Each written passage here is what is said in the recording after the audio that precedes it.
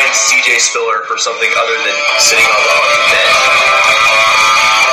31 other passes that should have been intercepted. So that's why I have David Johnson on my board higher. If you're doing a live draft, wait till you're drunk to draft this guy. We welcome you to the Fifth Down! What up, Fifth Downers? I'm your host, Johnny Slokes, and you listen to the Fifth Down Fantasy Football Podcast. I have my partner in crime, K-Mill, on the other line.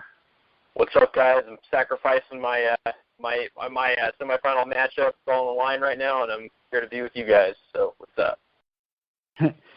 Yeah, I know a lot of you guys are going to be in the Fantasy Football Championship if you're listening to this show, or, maybe you're someone like me who's going for third place. So this is going to be our last waiver wire show of the year. Certainly won't be our last show of the year, although we are starting to get down to that. Going forward, we'll probably start going down to more like one show a week, but we'll stay diligent with you guys. It's a season-long process. We'll probably take 2 months break. That sounds about right. Oh, by the way, I just went up in my game. I'm now up, and I am now, as of right now, I will go to the finals. But I still got a whole little bit of football to play. Yeah, guess how many people care? None. I know. I get it. All right. Let's do some news and notes. There's some injury updates, just some other things that we can add in there as well. This isn't really that relevant, but kind of a tough break for him. Shane Vereen re-tears his tricep muscle. We'll see you next year. We didn't see him for a whole lot of this year, so whatever. Larry Fitzgerald said he's uncertain about 2017. He's more focused on Seattle next week. But it looks like Carson Palmer plans on returning next year. It's actually, I heard that he's thinking of playing elsewhere next year, and who can blame him? The Cardinals have been a flaming dumpster fire. Other than David Johnson, the lone bright spot, this team has just been a dumpster fire. And I honestly think he's probably sick of Carson Palmer at this point. I mean, he looks like he's been kind of washed up. I know he looked pretty good this past weekend, but he hasn't been the same Carson Palmer, Yeah, he hasn't been as concise, and I think half of that has to do with his receivers. They haven't stepped up, and injuries. I get it. Michael Floyd got a DUI, but he's got to do better, flat out. The Rams, they might start Sean Minion. Or is it Minion? Mannion. Because of the concussion to Goff. Yeah. I can't blame him. Case Keenum, same old story all year long, and then Jared Goff was, I hate to keep being repetitive, but a flaming dumpster fire, and showed no reason why he should have been the first overall pick, but beside the point. I also heard around the rumor mill that John Gruden might be the head coach. They're focusing in on him. Yeah, they're focusing on the fact that he's kind of the quarterback guru, or he can be. He won a Super Bowl with Brad. What was his fucking name? Brad Johnson as court. I think he would do wonders for Goff, actually. No, and I agree with you. I think that's why they're zeroing in on him. I think that's what Jacksonville is going to do too this year. They're going to zero in on a coach that can fix Blake Bortles because they think there's that they have fixing him. Jeez, man, you're brutal. I'm just saying, a lot of these owners, they want to zero in on coaches because they're like, we have a lot of capital or a lot of time invested in the quarterback. We don't just want to scrap it. Let's try to fix it. But it might avail for the same, the failed Tim Tebow experiment type of thing. Well, in quarterbacks, when they have that failed mechanism in their throwing motion, that's something that's really hard to fix. And that's why I say there's no fixing Blake Bortles. He's just going to be a bad quarterback. And next year's probably going to be a real make-it-or-break-it season for him, and I think he's going to break it. Well, they have, it's very interesting with the Jaguars. They have an opt-in option this year, I believe, or going into next year. And they can choose to, release him right now. But Odds being, it's still going to be his rookie contract, so I think they're going to give him next year as this is your last chance. And then I heard some reports that he is going to be the quarterback for 2017. So. Yeah, and I think it is too. They have too much invested in him, and they want to see. They were like, oh, we showed promise last year, and they want to see where it goes. But it's beside the point. More quarterback controversy. Tom Savage is going to be the starter for Week 16 for the Houston Texans. I think that's actually not a bad move. He actually looked like he gave that team a little spark last week. Their offense was actually moving the ball with him. And I'll put it to you this way. It's just funny. They spent all this money on this quarterback, and now he's going to be on the bench. Yeah, I'll put it to you this way. And, I think Bill O'Brien said it the best way possible today. He said, Tom Savage gives this team a better chance to win. And he's right. Brock Osweiler simply hasn't played well enough to be a starting quarterback. And, Tom Savage provided that spark, and he actually looked confident. You know what's best about that is that DeAndre Hopkins actually looks like a Pro Bowl receiver again. I was just going to say, what does that do for Hopkins? Because it looked like I think he had like 17 targets, and he was getting actually peppered. Relevant. Yeah. Yeah, he was getting peppered when Savage went in. Yeah, he was targeted early and often. And the thing is, Brock Osweiler was really hesitant to bomb the ball downfield. And, Tom Savage, he was fitting it into nice windows, and I liked what I've seen from him. Yeah, it was a savage victory for Houston. Savage. More Texan news. They did win, but Lamar Miller tweaked his ankle. He says he's going to be okay, but it's definitely something you want to monitor for your championship, if he's on your championship team, So just keep that in mind. Darius Slay is probably not going to play next week. He had a hamstring injury, so Dallas, you're going to be going up against the Dallas Cowboys. Maybe that could open the door open a little bit for Dez Bryant. So I thought that was newsworthy. Yeah, definitely. Not that this player was doing a whole lot these past couple of weeks anyways, but Terrell Pryor has a torn ligament in his finger. He's going to try to play through it, but it's not someone you're going to want to trust. Yeah, you're not going to want to trust him. Yeah, I wouldn't. He's garbage. Next question. You really like that saying now. That's good. Ladarius Green suffered a late concussion, so he might be up in the air whether he's going to play next week. And that's a tight end that a lot of people picked up off the waiver wire, and now you might not have him. And if you really were hurting at tight ends, then you're really going to want to pay attention to later on in the show. Yeah, definitely. He's garbage. Next question. I'm just kidding. Yeah, no, I agree. But, to be honest with you, he really wasn't much of a factor to begin with. No, I mean, he had a pretty decent game. I think he had like 72 yards. He's like I said earlier, he's a kind of like a boomer bust tight end.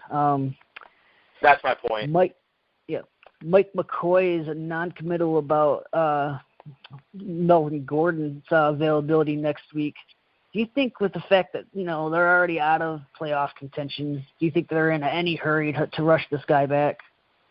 I don't think so, and I think it's the wrong call if they do, because the Chargers, I think, they were. With the loss to Oakland this weekend, they were eliminated from playoff contention. There's no point in rushing him back. Give him an extra, week or so to get healthy. It doesn't matter. Just give him the whole offseason, because he showed some real strides this year, and he can be a three-down back going forward. I think he proved this year. Yeah, I mean, it's just one of those situations where it's like, what are they playing for at this point? Just to be spoilers? Yeah, essentially. Darren Sproles expected to be back off of concussion next week. Julio Jones is going to test his toe on Wednesday, so we'll definitely have to update you about that to see how he looks. Yeah, after he fucked been kind of a disappointment for people. Yeah, no, it has been. It has absolutely been a disappointment for people, including myself. Fuck you, Julio. A.J. Green will play Week 16. Do you trust him? Horrible decision. No, I do not. I can't. If you're in the playoffs and you lost A.J. Green, which would be very surprising, but if you are, I would not trust him. Did you watch any of the Arizona New Orleans game? I did, actually. I had to watch that shithole of a game. It was a pretty entertaining game. It was a high-scoring game. I just kept keying on all the mistakes, man. There was just so much stoppages and stuff. Like, it was nice from, like, a scoring standpoint, but I'm the guy that likes the defensive struggles for games. I just wanted to point out the fact that you see Mark Ingram throwing a fucking hissy fit when they took him out at the 1 yard line in favor of Hightower. No, I think I missed that part. He was having a tantrum on the sideline about it. It's almost like, maybe he had himself on his fantasy team and the coaches were taking him out and he was just getting pissed off. But I don't know what it was about, but he was just throwing a fit. Yeah, sissy baby. Hightower was running with some power. Like, he was running well this weekend. All right. Let's get into some quarterback talks. Okay. I'm gonna do kind of something similar like we did last waiver wire show. I'm gonna give you some quarterbacks that have some tough matchups this week, and I want you to decide whether you're gonna sit them or not. Okay. All right, we got Big Ben. He's gonna be at home this week, but he gets to draw the Baltimore Ravens. That's a pretty tough pass defense. Is that a guy that you would consider sitting down? Yeah, absolutely, I would. He's been kind of just very he hasn't been himself lately, and the other thing is he's getting a tough matchup, too. Hopefully the Ravens will be out without Jimmy Smith, though, so that might be a silver lining. But, yeah, right now I definitely would consider sitting him. Eli Manning, he has to go on the road against the Philadelphia Eagles.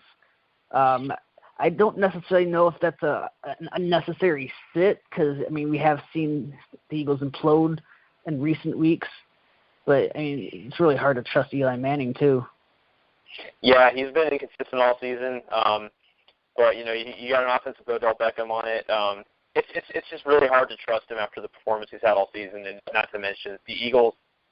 They've been kind of hit or miss all season, and they have imploded, like you said. I wouldn't say necessarily like I need to start considering a contingency plan to sit him, but you should keep your eye out for better options. I definitely think you would want to definitely sit Andy Dalton. He's going on the road against Houston, and Carson Palmer is going on the road against Seattle. I think those are definitely players you're not going to want to play in your championship. They're probably not on your team if you're in the championship either, though. So. Very true. But you said that you would sit Big Ben and you'd consider sitting Eli? Yeah, I here real quick, just so we clarify. I did not say I would sit Big Ben. I said I would consider it. I definitely would. Okay, well, consider some of these options that are out there. You got they're not good options either. No, I know. Blake Bortles, 57% owned, goes against Tennessee. He has passed under 200 yards in 3 out of the last 4 games, and he was held to 92 yards last week. That's not someone you're going to want to play over Big Ben. Colin Kaepernick, 33% owned. He's going on the road against L.A. He's been held under 200 yards in 3 straight games. So, that's kind of hard to trust. I think I'd go with Big Ben over him as well. And then you got Joe Flacco, who's picked his play up a bit. He's 29% owned. He's on the road against Pittsburgh. He has 8 touchdowns with 3 interceptions in the past 3 games. He went over 300 yards in 2 of the 3 games. Maybe that could be an option, but, he doesn't really have necessarily a lot of upside compared to someone like Big Ben. Yeah, very true. No, I definitely said I would consider doing it, but I would, necessarily, say there's any for sure starters out there. I think, honestly, out of all the ones on the waiver wire, Colin Kaepernick's probably your best option. He's really not a good option. Well, you don't. I'm just gonna say this name because I know what you're gonna say. You don't like Sam Bradford? Oh my God! Do we have to have this conversation right now? No, I don't fucking like that guy. Did you watch the game on Sunday? I don't even think I need to answer that question. No, I just the reason why I brought these names up because those are the ones that are out there. I think considering those quarterbacks that are out there and the matchups they have, this might be a week where you start your quarterback even if it's in a tough matchup. Unless you have two different guys that are like starter quality. Other than that, like you're not picking anyone up off the waiver wire this week, I think. Yeah, it's really hard to sit here and tell you. Like I have a pretty tough matchup too this week for the championship. I have very shitty options to quarterback, so I know exactly what you guys are going through.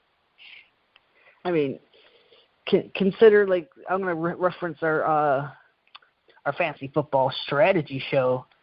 If there's a position where I don't really mind starting in a tough matchup, it is quarterback because you still have that potential to get you 20 points, and that's not going to kill you. That is true. Yeah. I don't know. In some leagues, though, man, quarterback scoring is pretty rough. It all goes back to know your league, you know. Know your league. Know your scoring system. Let's go over to some running backs. There's one guy I want to mention real fast.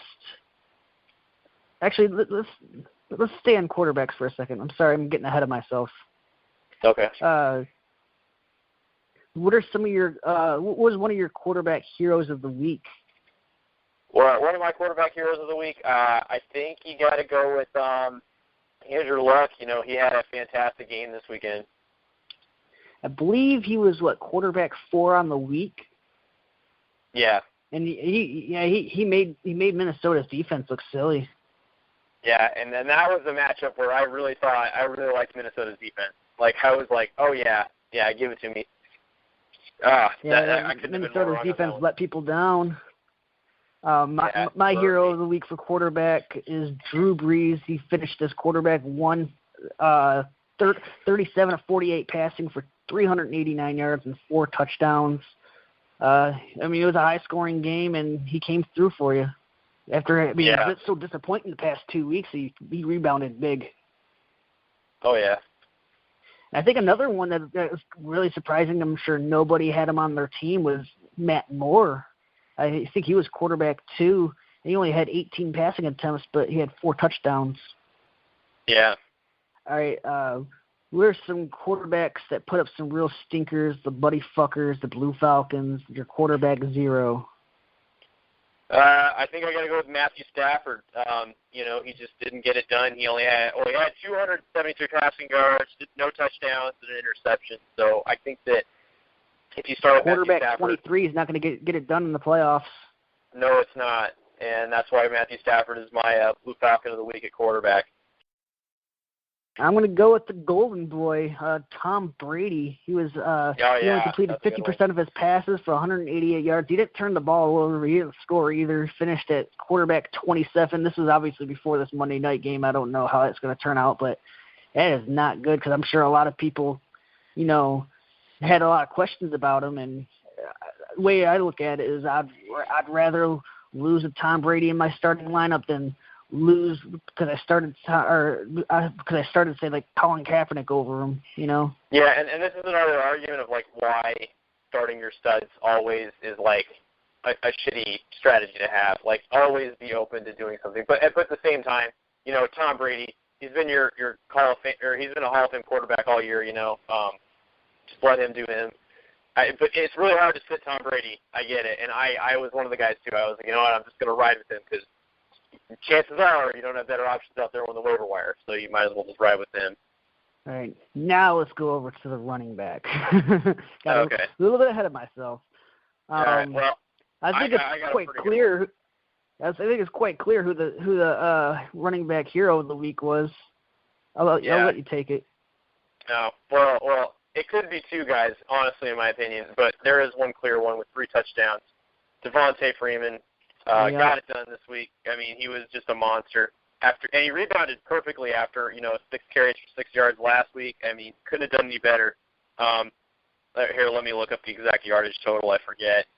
He had 22 touches for 155 yards and 3 touchdowns. Finished as running back 1 of the week. Yeah, because you're talking total offense. Yeah.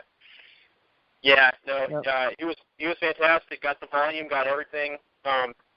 And for this one, Tevin Coleman really didn't steal a whole lot of work from him. He kind of snuck in there, every now and again. But Devontae Freeman, even with the fumble, he had a fantastic game. Yeah, I think another one that you could also highlight was Ty Montgomery. I was going to say him too, yeah. Yeah, he had 162 yards and 2 touchdowns off 16 carries. Where was that all year? Yeah, I know. Finally, the Packers actually committed to the run game, and Ty Montgomery looked the part. He looks a bit undersized, obviously, but he had great speed and he did a great job. And he's only owned in 60% of leagues, so there's 40% of leagues out there where he's still available. So that's quite surprising. Yeah, I kind of start to think now. What is his dynasty value? Because what do you think this is a trend that's going to continue? Well, let's just put it this way: if you picked him over like a guy like Jeff Janis, you really hit the money. Yeah, you did. I got a question for you about him though. Yeah. Let's say, because I seen this on Twitter and I thought it was a great conversation starter. Let's say the Green Bay Packers they don't bring back Eddie Lacy. They let him go. Where do you see Ty Montgomery being next year in redraft leagues? That's a good question because this is a late kind of a thing, and you're going off of a lot of speculation going into next year. But I think if he can turn in another good performance in Week 16, I think that he at least has to be in the conversation of their future plan. And they also have Christine Michael back there, so it could be either or. But I think Ty Montgomery, he really showed that he's got something in there. So maybe he puts on some weight in the off season, gets a little bigger, hopefully not too much weight, and hopefully has a good Week 16, and then we'll see. I think I could see him in like the 4th or 5th round, but that's only if like Green Bay doesn't go after a running back in the draft. Because you got to think if they're letting go Eddie Lacy, they're probably going to want to replace him with like a guy within like the first like 3 or 4 rounds. You know what I mean? Yeah, exactly, definitely. Who is some of the running backs that you thought really stunk up the place? That's I think I'll go with Kenneth Farrow. He just didn't get it done. He was a hot waiver pickup this week and had a great matchup to really do some damage against Oakland, but I'm looking it up right now, 15 rushing attempts, 39 yards, and he lost a fumble. And then he also had 2 receptions for 14 yards, but just wasn't the guy. And it showed, too, how irreplaceable Melvin Gordon has been this year. Yeah, even a guy that they just picked up off the streets is Ronnie Hillman looked better than him. Yeah, Ronnie Hillman actually looked good. So that's a pretty good pick. I'm not going to pick on Todd Gurley because he played Seattle, although I do have him down as that. But I also have Doug Martin. He had 16 carries for only 42 yards, finished as RB 41 this week. That is no good out of your fantasy playoffs. That's a killer, especially if it's only a standard league. Oof. Yeah. Some of the who do you think's probably like the top waiver pick this week for running back? That's tough. If Ty Montgomery is in your league, obviously he's going to be the top guy. But another name that rings a bell though is a guy like Derrick Henry. He was working in there very nicely, and he was. He's got quite a bit of size, so they were working him inside the 5 a lot, and it looks like he might continue to get some red zone opportunities going forward. But, the thing is about that is, I was talking to somebody else about this. I don't know how much I trust that for your fantasy, championship. I would, if you have if you have a guy like Bilal Powell, I think I'm still starting a guy like Bilal Powell over Derrick Henry. Yeah, so you do like Bilal Powell over him? I think so, as long as he gets the full workload like he did this last week. Yeah, I got a question about Derrick Henry, and they're asking, is he flex worthy? And I was like, I suppose so. He's probably going to get you, like 9 or 10 carries. It does look like he's the goal line back now, but what if he doesn't get you a touchdown? Then he gets you, 9 carries for 50 yards? Yeah, that's the thing. When I look at that and I look at Derrick Henry, it's like you have to be banking on the touchdown, because if he doesn't get the touchdown, his stat line is going to look something like, in most cases, not every time, 10, like you said, 10 carries for 60 yards or so. I I will say the they're playing the Jacksonville Jaguars. Last time they played the Jaguars, Henry had 16 carries for I believe it was like 60-something yards and a touchdown. Yeah, that was during my wedding But weekend. it's not a guarantee, you know. Yeah. Yeah, it's very fluky. What do you make of Kenneth Dixon? I mean, one week he was like the lead dog, and then he went from having 19 touches to only having 9. He salvaged his day with a touchdown, but he got out-touched by West, who had 17 touches. I know, man. I think the Ravens just pissed me off because they can't make up their minds. They're like, oh, let's just playing games. Playing games. Yeah, and he's still available in 51% of leagues, so he's definitely there. But I think he's more of like a shaky flex play, though. You can't really trust his workload. Yeah, after I heard that, Matt Forte was going to start this weekend, I called you up and I was like, shit, what do I do? Bilal Powell or Kenneth Dixon? And in the end, it didn't matter, but obviously Bilal Powell was a better play. I'm not gonna lie. I tried to sell Forte up a little bit to you because I was hoping you wouldn't play Powell and maybe it would hurt you in the playoffs. Sorry about that. Really? Karma came back to bite me. Oh, you were trying to get me out of the championship, huh? Sometimes you gotta play some psychological games, man. I told you that's part of the playoff strategy, man. I know. Yeah. Don't ask your opponents. Luckily, well, I wasn't facing you, so I figured you'd give me an unbiased. But I should have known you didn't want to play me in the championship. I get it. Well, it didn't matter anyways. My team shit the bed. Yeah, so did mine in one league. Deion Lewis is 48% owned. He went out and proved how unpredictable the New England Patriots running back situation is. He had 18 carries for 95 yards, and who's seen that coming, you know?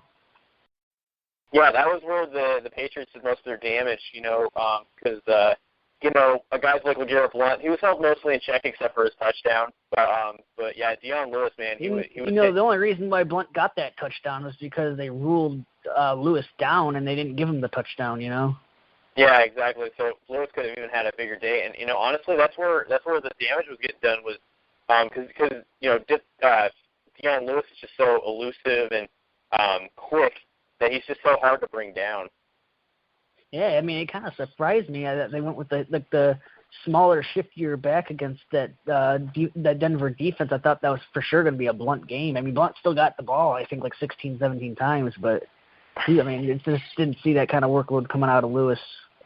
Yeah, I think after seeing the AFC Championship game, Bill Belichick kind of tweaked his playbook against Denver, and he was like, we're gonna get these running backs in here and just feed them the ball, and Tom, you're not gonna throw as many passes, and it worked. It definitely he hit the area of weakness that the Broncos had. I just want to before we say any more names for running backs, I just want to let you guys know that this is the time of the year where you don't need your handcuffs anymore. If your starting running backs are healthy, you don't need your handcuffs anymore. You can drop one of your handcuffs right now and pick up someone that has like a lot of high upside that you could potentially use in your flex, or maybe you're trying to drop one of your handcuffs to block up one of those hot waiver wire pickups so your opponent doesn't get them and use them against you. Like, I think that's a lot better use of your roster space at this point. Yeah, definitely. I totally agree with that. I mean, because the next name on this list is Mike Gillislee, but why pick him up? McCoy's healthy. Yeah, exactly. This is the last game of the season, and your fantasy champions is riding on it. Why trust a guy who you're uncertain about his workload?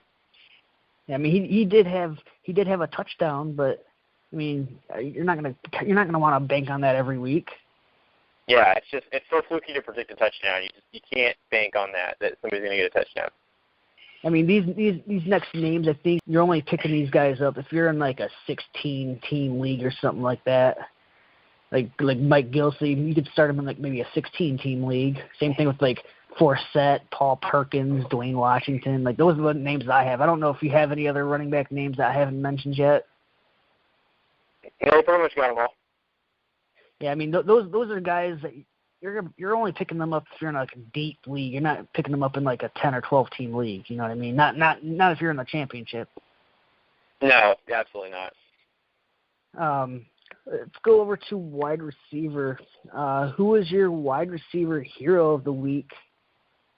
Well, I think I got to go with a guy like Tyler Lockett. You know, he got it done on Thursday night. I'm really glad you brought him up.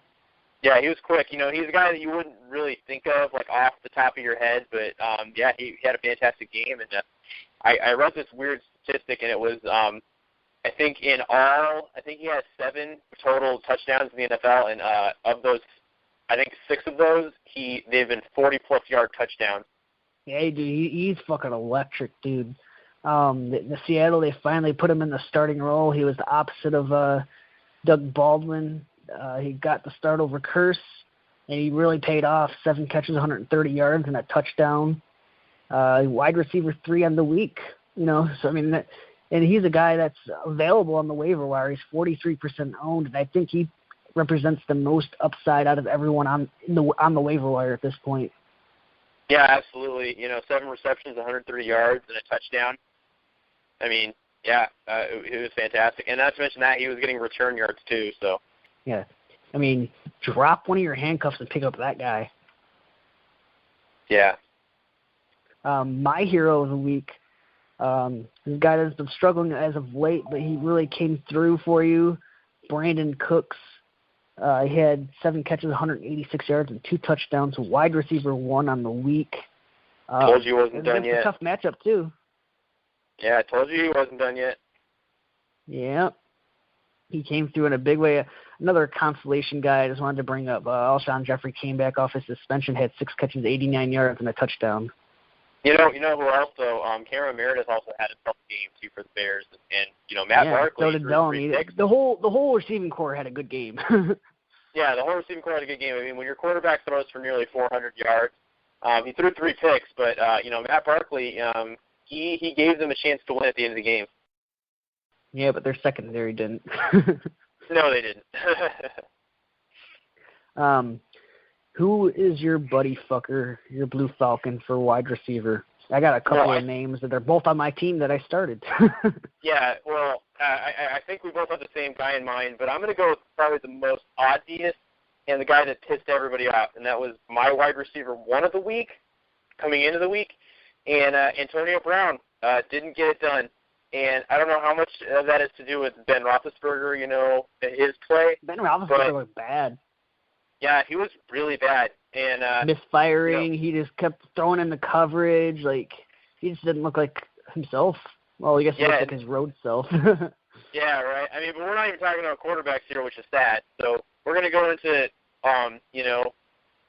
Antonio Brown. He was targeted 5 times, 3 receptions, and then 58 receiving yards. And the other thing, too, is, he supposedly had a touchdown, and they got called back. Le'Veon Bell was a dick, and he chop-blocked somebody, and they brought it back, and that was the end of that. Yeah, and that was the end of Antonio Brown owner's fantasy day. Well, I got a couple of guys.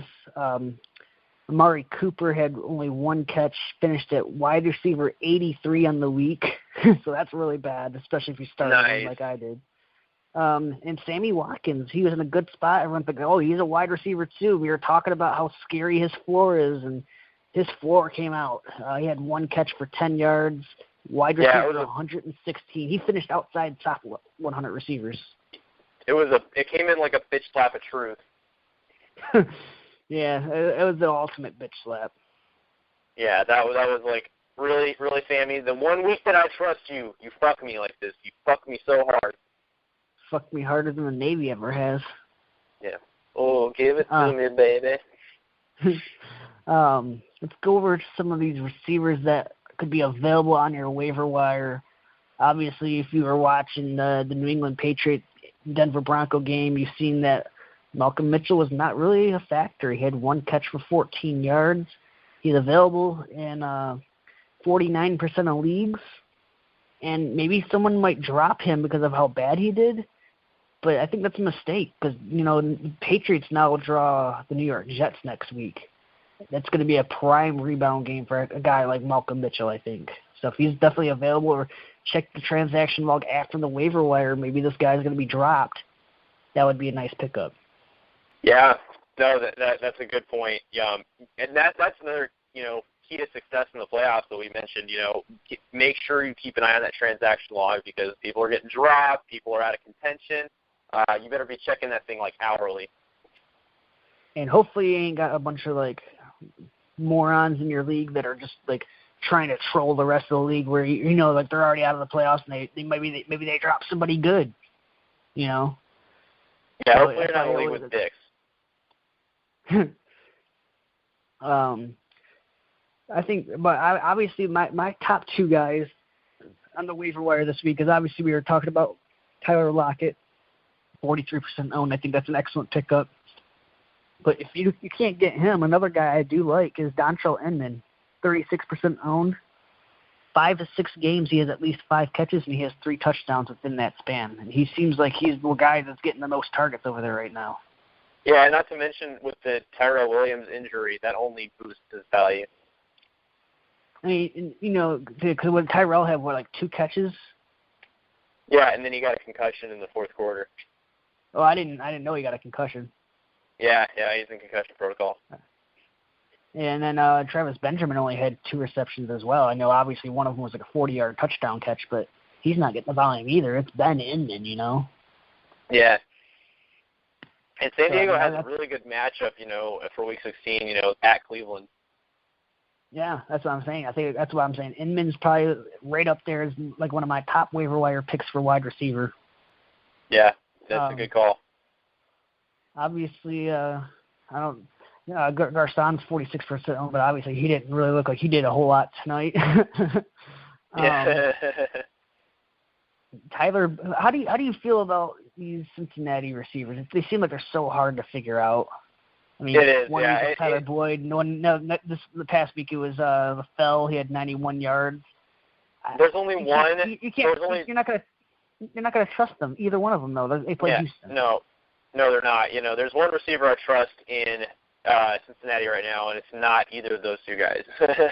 Yeah, and you got to also factor in that A.J. Green's coming back, so they're even less of a factor, Yeah, don't touch him. Leave him there. How do you feel about John Brown, 43% owned? It looked like he was getting a little bit of work without Michael Floyd. He had 6 targets. He had 5 catches, 81 yards, and a touchdown. But I did notice that he wasn't playing as much as J.J. Nelson.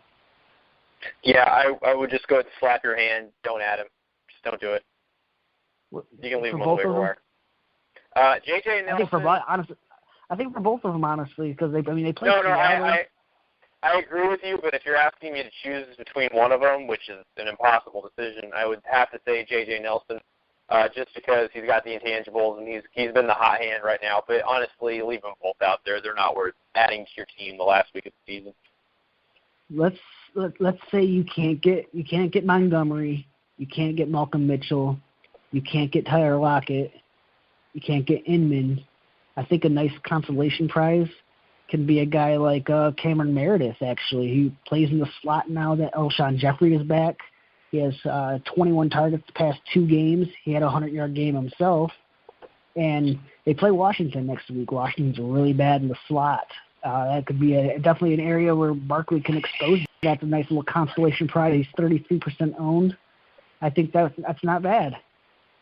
Yeah, no, I agree. Meredith, he represents something good. The only thing is, we mentioned it before this week. It's so fluky to predict with these Bears receivers because it seems one week, one of them is blowing up, and then the next week, the other one's blowing up. But, this week they all blew up at the same time.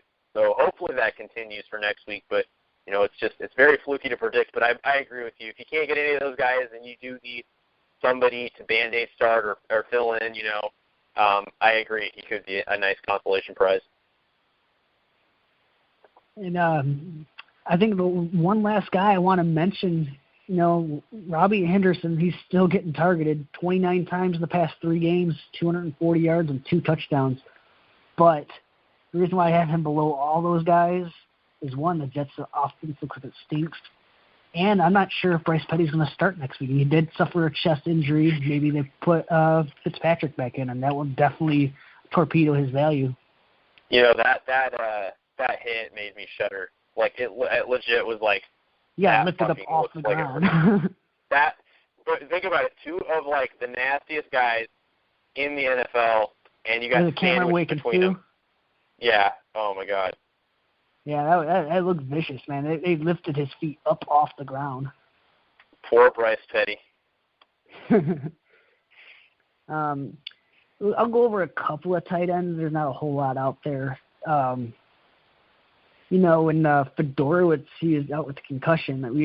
I haven't heard anything about his status, but in his relief, Ryan Griffin looked really good. He had 8 catches, 85 yards. The Houston Texans play Cincinnati, and they're not very good at the tight end position. So I think either one of those is a decent pick-up and safe, especially if you're a guy that was maybe like having like Gates, or maybe you're a Reed owner who Reed, he's just not right now. I think one of those guys could be a nice little plug-and-play. Yeah, I mean, he's just Doris not. is 27% owned. Griffin's only 2% owned, so they're both widely available. Yeah, I think a guy I like, though, over the past 2 weeks has been steadily improving, and he's also my tight end of the week is Charles Clay. Got it done again for the second week in a row. Last week he got it done against Pittsburgh, got a long touchdown, and then this week he also got another long touchdown. He made a nice adjustment on a Tyrod Taylor, like a short pass, and he readjusted himself in the end zone, and he ended up finishing catching all 7 of his targets for 72 yards and a touchdown. Yeah, it's back-to-back weeks with a touchdown, and they get Miami next week, so anything is possible. You said that's your hero. He's also he is my hero as well. Yeah, I got a couple of guys that I was impressed with. Obviously, nobody started Deion Sims, but he had 2 touchdowns. He was the tight end 1 of the week, so that sucks. But my other one I got is Cameron Brate. 5 catches, 73 yards, and a touchdown. He was tight end 3 of the week. So yeah, he's been amazing. To get it done. You know what? I actually got a question today, and it was, is Cameron Brate technically a tight end 1 now, like an every week tight end 1? And I think he belongs in that category now. I've been ranking him as such. Yeah, I think he belongs there too. I think he is a week in, week out. I think he's he's proven that his work is consistent, and he's getting it done. I mean, I think for much of the year he's been in the top 10 in terms of fantasy points scored. I'm actually looking it up right now because I'm kind of curious. I want to know. I think the world wants to know. The world wants to know. The world is entitled. We are in the 21st century. All right. Come on, you fucker. Yeah, the internet is pretty shoddy here. Shoddy. Who is your tight end 0 of the week? I'm just going to take the obvious one. If you got to, pick one, I think Jordan Reed is probably the most obvious one. But disclaimer, though, he's not healthy. And I was one of the guys that fell for it. I started him in a couple of leagues thinking, oh, yeah, he's got another week to, get healthy. So, I think this can work. Yeah, there's a couple of bad ones that I'd noticed. Tyler Eifert only had 1 catch for 9 yards. So that really sucks. Because, people are starting him against Pittsburgh. Another one is Jimmy Graham, finished at tight end 27 of the week. He had 1 catch for 31 yards. Yeah, I think he's deserving of the Blue Falcon as well. I just looked it up. Cameron Brate, as of tonight, is tight end 5 on the season. Wow. He's behind Kyle Rudolph, Delaney Walker, Greg Olsen, and Travis Kelce. Good spot to be. So, yeah, I mean, he's a guy that probably went undrafted. Actually, you know what? On Twitter, I asked people who their waiver wire darling was. Most people were picking Fat Rob. We like to call him Rob Zombie Kelly. There, a lot of people were picking Jordan Howard. But then a couple of people that were naming tight ends, Cameron Brate was the first one named. Wow. I apologize. I got a little bit of a runny nose. Suck it up. All right. One other guy that I want to mention, he's a long shot at tight end, is Hunter Henry, just because he has 4 touchdowns in 5 games. But disclaimer on him, he's been held under 40 yards in 7 straight games. But it just seems like every time they get in the red zone, they look for him. Yeah, I can agree to that. And, think Antonio Gates is not a lock, every week anymore. No. And I want to get your take on this. It's the last week of the season. Obviously, your waiver priority, it doesn't mean shit anymore, really. You can just, you don't have to worry about saving your waiver claim. You know what I mean? I think just go balls out. I think this is a week where, say you're all set at all your positions. You're good at quarterback. You're good at running back, wide receiver, tight end. You can use one of your waiver picks to just get a guy that you don't even necessarily need. You just want to block your opponent off. You can go that route. Yeah, you can. I mean, honestly, yeah, every position. Think about it. You have 1 week left, so you don't need to save anybody for any week. If you know for sure you're starting him, keep him in your lineup or keep him on your bench or if you think you might start him.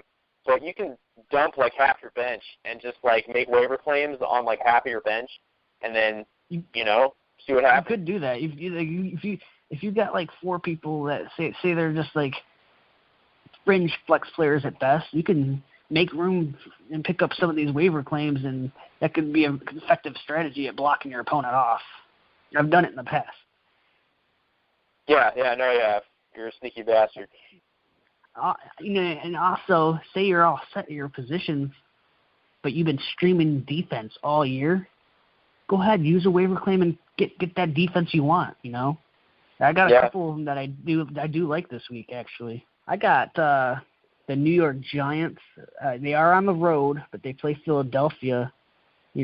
Carson Wentz just keeps turning the ball over. He's turned the ball over, I think, in like 5 or 6 straight games. Wow. And the Giants, they have 13 sacks and 10 turnovers in the past 4 games. So I think that's an excellent streaming option this week. They're only 33% owned. Another one that seems like Green Bay, it looks like they're starting to get more adventurous in the secondary. They have 10 turnovers in the past 2 games. I think 8 of them are interceptions. Their secondary is starting to come alive, and they're playing Minnesota, so their offense isn't scary at all. Yeah. Yeah, no doubt. When you're in doubt, starting a defense, you can always start the defense that plays the Jaguars, and that's Tennessee. Yeah, that's always a good strategy. That and the Browns. The Browns is a good strategy as well. Yeah, you're not going to do that this week because San Francisco's defense. I know it's a hard sell, but I have been – I know it's only been 1 day, but I've been thinking that, Minnesota can rebound next week, even after a dreadful performance against the Colts. I think that they will rebound this week. You said you like Tampa Bay. Who does Tampa Bay play? I actually forget at the moment. But they've been pretty excellent, aside from last night because they played the Cowboys and, Zeke ran all over. Oh, they play the Saints. Oh, yeah, no, never mind. Yes, I wouldn't recommend that, although they did play pretty good against them the first time, but that was at home. They're playing at New Orleans this week. Yeah, Drew Brees at home, it's never a good bet to... Do you have any final advice for people going into their championship weekend? Or maybe people that are going in for 3rd place? You know what? Here's the thing. This is the last week. Balls out. I've said it like 3 times in the show. Just do it. Just draft. Everybody on your bench that you're not starting this week, or you at least aren't considering starting. You can waiver claim and put them in, include them in your waiver claims. To get other guys. Just go ham. Try to get everybody. And the other thing is too, don't necessarily think you have to start your studs. Be smart about it. Obviously, every week we have Blue Falcons, guys that you expect to do great things and they don't get it done. So nobody is like a lock start. I wouldn't get cute with your lineup, but there's some people that we've talked about on the show who are trending in the wrong direction. You need to get them out of your lineup because they're a cancer to your lineup. They're going to end up fucking you in the end. And not to mention, with the flex position, go with an upside guy. I think that's probably the biggest thing. Don't necessarily ride your stud. Pick a guy who's been hot. Guys that we're talking about on these waiver wire shows. Well, obviously we'll get more into matchups probably either Wednesday or Thursday. But yeah, like Keaton was just saying, like you don't necessarily have to play like starters. Like I said, I think that guys that have like a lot of upside are actually probably worth a play, because we've seen lately these past couple of weeks, it's been those high upside guys that have been exploding. So definitely take that into consideration. All right. With that being said, I think that will do it for our waiver wire show. Fifth Downers, I'd like to thank you guys for listening in on our shows, listening to us ramble on and on about football. You know, that's all we do all day long. I really hope that, you know, we had an influence on you guys and helped you get to that promised land that everyone seeks, but not everyone deserves. And, you know, we'll definitely keep staying at it throughout the off season. We're obviously going to wind down a little bit. Like I said, we're probably going to move down to one show a week, but we're gonna keep engaging with you guys. I really like talking to you guys through Twitter, social media. It's a great thing. Hey, and you know what? You know, I think the biggest thing is, you know, let us know if you win. Like really, we just want to know if you won, and you know, shut us out for if it was directly our advice that helped you. And you know what? Also, like, let us know, because this is a really hot topic for me. If you know of a guy that won your league and he does not deserve it, you know, he was an inconsistent owner all year, I want to know about that as well, because that pisses me off too. If you win the championship, guys, screenshot it and send it to us on Twitter. I want to see your winning lineup. Hashtag extra down advantage. Yeah, because I want to see like which players are on a lot of championships leagues. Like, I mean, I have an idea, but I want to see it with my own eyes. That being said, we are going to do, before we log off here, station identification. We are part of the BS Podcast Network now, part of the gold tier members. So we're on the top of the page. So you can definitely check us out there at www.bspodcastnetwork.com. So like I said, we're the gold tier member. We'll be right there at the top. We're still on iTunes. You can look us up, Fifth Down Fantasy Football. We're on, but we are on Spreaker, and we are on the Podcast Addict app. You can look that up on your Google Play. Please leave us a rate review on any one of those options, and that would be greatly appreciated. Yes, sir. Have a good one, Fifth Down. All right,